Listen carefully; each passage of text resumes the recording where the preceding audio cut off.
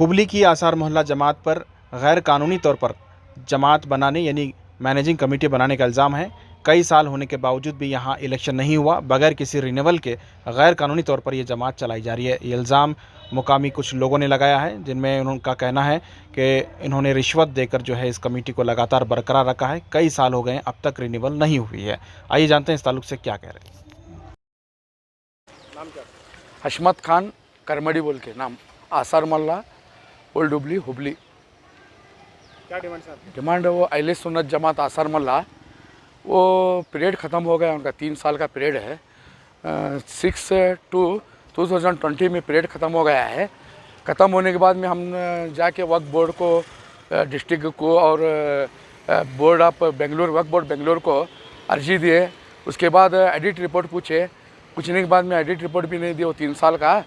फिर वो बॉडी बर्खास्त करके उसको चार्ज निकाल लेके एडमिनिस्ट्रेटिव अपार्टमेंट करो बोल के हम लोग गए, तो वो लोग को करता हूँ बोल के हमारा अर्जी भी लिए और अभी तक कुछ काम नहीं किया। उसके बाद हम आरटीआई से पूछे उनको, आरटीआई से पूछने के बाद में वो डिस्ट्रिक्ट से भी रिपोर्ट आया, हमारे को एडिट रिपोर्ट वो लोग दिए नहीं बोल के रिपोर्ट आया 2021 में।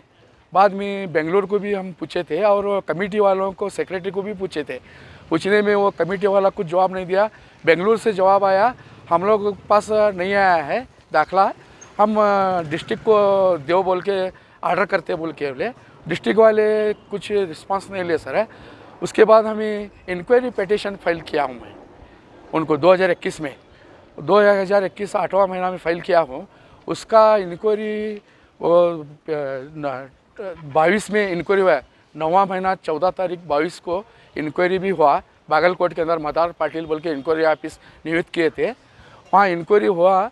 होने के बाद में 4 महीने से वो लोग कुछ भी उसका रिस्पांस नहीं दे रहे और सीओ साहब से बात किया और इनको भी भेजा मैं, वो प्रेसिडेंट है ना मौलाना साहब को भी भेजा, साहदी साहब को, वो भी रिस्पांस नहीं दे। डारोर डिस्ट्रिक्ट में क्या बोलते, हम उनको रिपोर्ट पूरा कंप्लीट भेजे सा है और मदार पाटिल साहब भी बोले वो सीओ साहब कुछ काम नहीं कर रहे और हमारा पिटीशन ऐसे ही बच गया है पेंडिंग। क्या है? हमारा डिमांड्स है वो चार्ज निकाल लेना, कमेटी को बर्खास्त करना, बर्खास्त करके एडमिनिस्ट्रेटिव अपार्टमेंट करना, करने के बाद में उनका जो है वो उसका रूल्स के हिसाब से बाद में इलेक्शन कराना है।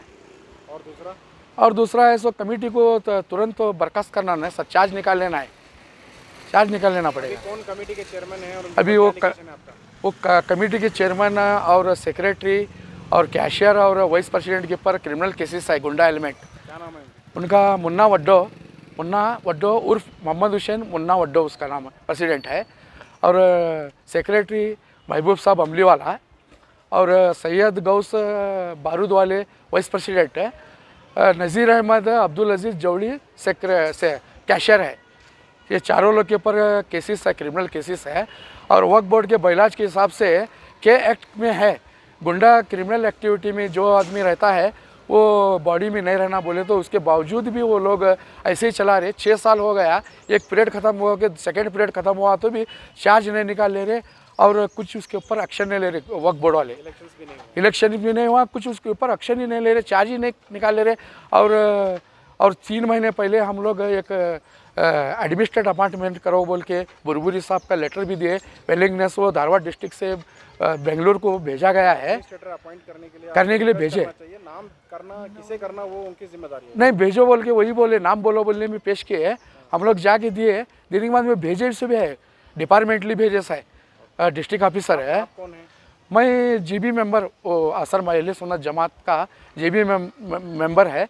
बॉडी के अंदर 2 नंबर मेंबर में।